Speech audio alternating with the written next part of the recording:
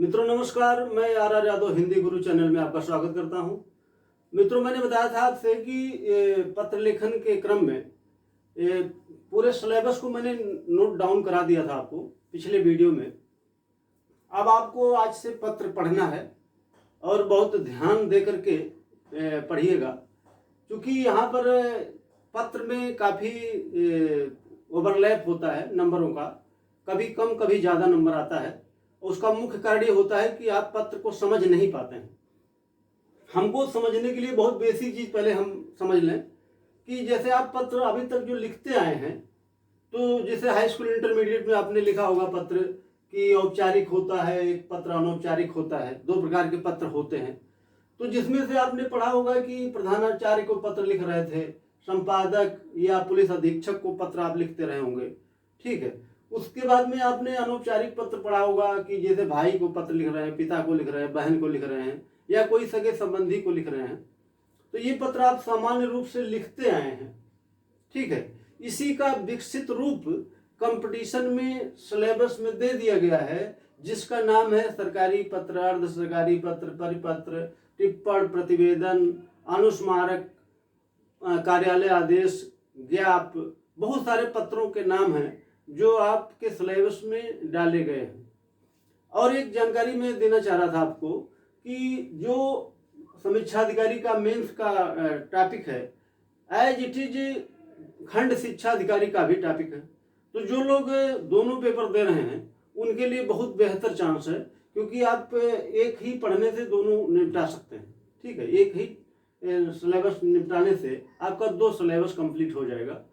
हालांकि मैं आपको बताया हूं कि जो सिलेबस है, सिलेबस के अकॉर्डिंग मैंने पहला प्रश्न लिखवाया है कि सरकारी पत्र का स्टार्डियन रूप, ठीक है। तो सरकारी पत्र जो होता है उसका स्टार्डी रूप लिखना होता है। समीक्षा में उसका सरकारी पत्र नहीं पूछा जाता है, ठीक, क्योंकि वो स्टार्डी रूप पूछेगा। एक तो प्रश्न ये हो गया। अच्छा, दूसरी चीज ये है कि आपको थोड़ा सा ये समझ लेना है कि जो पत्र अब आप लिखने जा रहे हैं उस पत्र का जो नेचर होता है वो कैसे होता है। तो जैसे आपने देखा होगा कि केंद्र सरकार और राज्य सरकार, ठीक है, दो भारत में आपको पता है कि व्यवस्थाएं किस प्रकार से हैं, ठीक है। केंद्र सरकार है, एक राज्य सरकार है। तो जो सबसे बड़ा केंद्र सरकार का प्रशासनिक अधिकारी होता है उसको हम सचिव कहते हैं, यहाँ मैंने लिखा है, ठीक है। दूसरी चीज देखिए, जो राज्य सरकार का सबसे बड़ा अधिकारी होता है वो मुख्य सचिव होता है।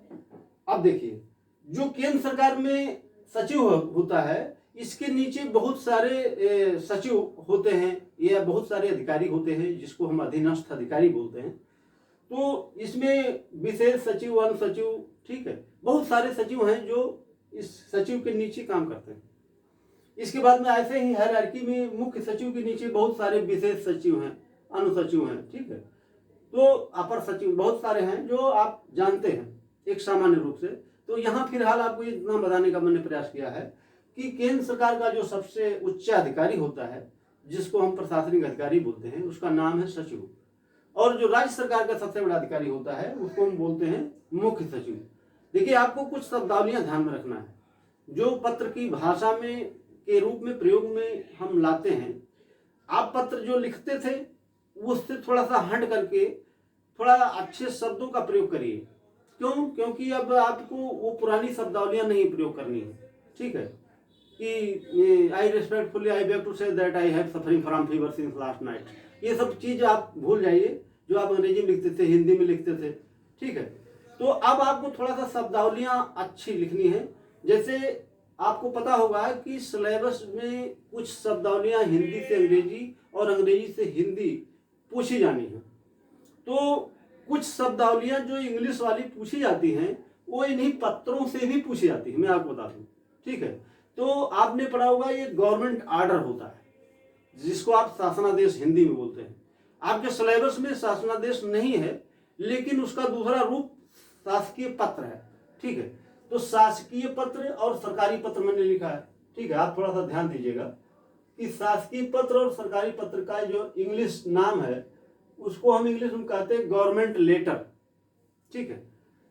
अच्छा, जो शासनादेश होता है उसको गवर्नमेंट आर्डर बोलते हैं, ठीक है। तो दोनों में अंतर थोड़ा सा होता है। जो गवर्नमेंट आर्डर होता है वो राष्ट्रपति या राज्यपाल के माध्यम से जारी किया जाता है कि जो देश और प्रदेश में लागू करवाया जाता है, ठीक। अच्छा, जो सरकार शासकीय पत्र होता है वो लिखित रूप से विभागाध्यक्षों या मंडलायुक्तों या जिलाधिकारियों या अधीनस्थ अधिकारियों को भेजा जाता है, आदान प्रदान किया जाता है, ठीक है। तो इसको हम शासकीय पत्र बोलते हैं, ठीक। दोनों में अंतर है। आप देखते होंगे लोग गाड़ियों में लिखवाए रहते हैं उत्तर प्रदेश सरकार या उत्तर प्रदेश शासन या भारत सरकार, ठीक है। तो ये लिखवाने का भी एक सिस्टम होता है। हालांकि अब तो लेखपाल भी लिखवा लेते हैं उत्तर प्रदेश सरकार या उत्तर प्रदेश शासन, लेकिन वो उनके लिखवाने की अथॉरिटी तो नहीं है। फिलहाल लिखवाने तो लिखवाया जा सकता है, लेकिन जो गजटेड ऑफिसर होता है उसको अथॉरिटी होती है कि उत्तर प्रदेश सरकार या उत्तर प्रदेश शासन या भारत सरकार या भारत शासन लिखवा सकता है, ठीक है। तो ऐसे तो लिखवाने के लिए बहुत लोग लिखवा के घूमते रहते हैं, लेकिन मैं आपको बताना चाह रहा था कि जो सरकारी पत्र होता है वो पत्र परिभाषा उसकी जानिए आप, परिभाषा के बाद में उसकी विशेषताएं जानिए, विशेषताओं के बाद में आपसे जो प्रश्न किया जाएगा वो पूछा जाता है। प्रश्न का नेचर आप जान लीजिए, कैसे प्रश्न किया जाता है। पूछेगा कि कोविड-19 के तहत भारत में सोशल डिस्टेंसिंग को अपनाने के लिए भारत सरकार की तरफ से प्रदेश के मंडलायुक्तों को या जितने भी जिलाधिकारी हैं जिलाधिकारियों को एक पत्र लिखिए, तब ये सरकारी पत्र हो गया, ठीक है। आपको समझना कैसे है कि मैंने आपको इसलिए ये बताया हायरार्की का मैटर कि कैसे आप समझ पाएंगे कि ये सरकारी पत्र है या अर्ध सरकारी पत्र है, ठीक है। क्योंकि ये जितने पत्र मैंने लिखा है इसमें औपचारिक और अनौपचारिक दोनों छिपे हुए हैं। जब आप पढ़ेंगे तो आपको सब पता चल जाएगा, ठीक है। तो जो परिभाषा हो गई, तो परिभाषा आप नोट डाउन करना चाहते हो तो नोट कर सकते हैं कि शासन स्तर पर सचिवों, उप सचिवों, जिलाधिकारियों, मंडलायुक्तों, अधीनस्थ अधिकारियों के मध्य औपचारिक रूप से आदान प्रदान किया जाने वाला पत्र सरकारी पत्र कहलाता है। ये इसकी शुद्ध परिभाषा है। इसमें सरकार के आदेश, निर्णय, अनुदेश, ठीक है, निर्देश, ये सब होते हैं, ठीक है। ये पत्र में की विशेष ये परिभाषा हुई कि पत्र में क्या होगा कि शासन स्तर पर ऐसे पत्र जो अधिकारियों, अधीनस्थ अधिकारियों, जो अधीनस्थ अधिकारियों या अधिकारियों का नाम मैंने लिया, वो बताया कि सचिव, उप सचिव, मंडलायुक्त, जिलाधिकारी के मध्य औपचारिक रूप से आदान प्रदान किया जाता है, उसे हम क्या कहते हैं, सरकारी पत्र कहते हैं। ये तो मान लिया सामान्य परिभाषा हो गई। तो परिभाषा आपको जानना है, उसको पहले अपने शब्दों में जान लीजिए कि क्या होता है सरकारी पत्र, ठीक है। दूसरी चीज कि सरकारी पत्र की क्या विशेषताएं हैं, उसको क्रम से आप जान लीजिए। देखिए, आपको मैंने यहाँ पर ये बताने का प्रयास किया है कि ये मैंने विशेषताएं लिखा है, ठीक, शॉर्टकट में मैंने विशेषता लिखा है। आप नोट करना चाहते हैं तो नोट कर सकते हैं कि सरकारी पत्र संक्षेप में लिखा जाता है। सबसे पहली विशेषता, सरकारी पत्र संक्षिप्त लिखा जाता है, ये तो पहली विशेषता हो गई। दूसरी चीज, पत्र की भाषा सरल, बोधगम्य और शुद्ध होनी चाहिए, ठीक। पत्र की भाषा सरल, सरल का मतलब है पत्र बिल्कुल सरल ढंग से लिखा होना चाहिए, सरल शब्दों में लिखा होना चाहिए, ठीक। ऐसे कठिन शब्दों का प्रयोग आप नहीं करेंगे। दूसरी चीज कि पत्र में बोधगम्य का मतलब होता है कि जो पढ़ने योग्य हो, समझने योग्य हो, ठीक। दूसरी चीज, इसमें शुद्धता होनी चाहिए। ऐसा नहीं कि आप जो है गलत तरीके से लिख रहे हैं, कोई स्पेलिंग गलत लिख दिए, ठीक है, कोई बर्तनी गलत लिख रहे हैं, ऐसा नहीं होना चाहिए। ये इसकी विशेषता मैं बता रहा हूँ आपको। और दूसरी चीज, इसमें नंबरिंग नहीं करना है आपको। ये नहीं 1, 2 नंबर, 3 नंबर डाल दिए, नहीं। आपको ऐसे ही डैश, जैसे मैंने बताया है ऐसे ही डैश लिखना है। डैश करने का मतलब होता है कि पत्र की तो बहुत सारी विशेषताएं होती हैं। अगर आपने नंबरिंग डाल दिया तो इसका मतलब ये होता है कि आपने पत्र के विशेषताओं को बांध दिया, उसकी सीमा निर्धारित कर दिया। तो ये कोई सीमा नहीं है, ये पत्र लिखने का एक तरीका है। जब आपसे पूछा जाएगा कि सरकारी और अर्ध सरकारी पत्रों में अंतर बताते हुए एक अर्ध सरकारी पत्र का प्रारूप प्रस्तुत कीजिए। ये प्रश्न बहुत इंपॉर्टेंट भी है, पूछा भी गया है, पूछा जाएगा भी। ठीक है, ये बराबर पूछा जाता है। तो आपको करना क्या है, आपको सरकारी पत्र, अर्ध सरकारी पत्र की परिभाषा लिखना है। दोनों परिभाषाओं लिखने के बाद में आप दोनों की विशेषताओं में अंतर बताना है।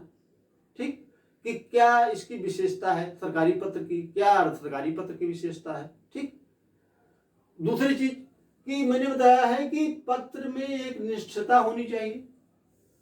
पत्र में यानी कि सरकारी पत्र में एक निष्ठता का मतलब होता है कि आप जैसे मान लीजिए कि शुद्ध हिंदी लिखने का प्रयास कर रहे हैं, आप उसमें फारसी लिख दिए, पुर्तगाली लिख दिए, अरबी लिख दिए, ये नहीं होना चाहिए। थोड़ा सा पत्र की जो भाषा है उसमें एक निष्ठता होनी चाहिए कि जैसे आप लिख रहे हैं हिंदी तो हिंदी ही लिखिए, उसमें फारसी, अरबी, तुर्की शब्दों का प्रयोग नहीं करिए। ठीक, समझ गए होंगे आप हमारी बात।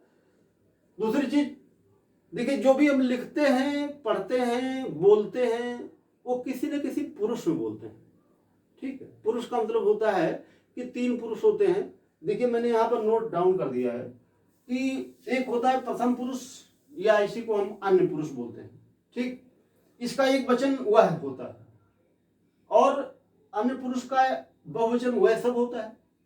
दूसरी चीज, एक मध्यम पुरुष होता है, तुम या आप होता है, ये एक वचन शब्द है। दूसरी चीज, ये बहुवचन शब्द है।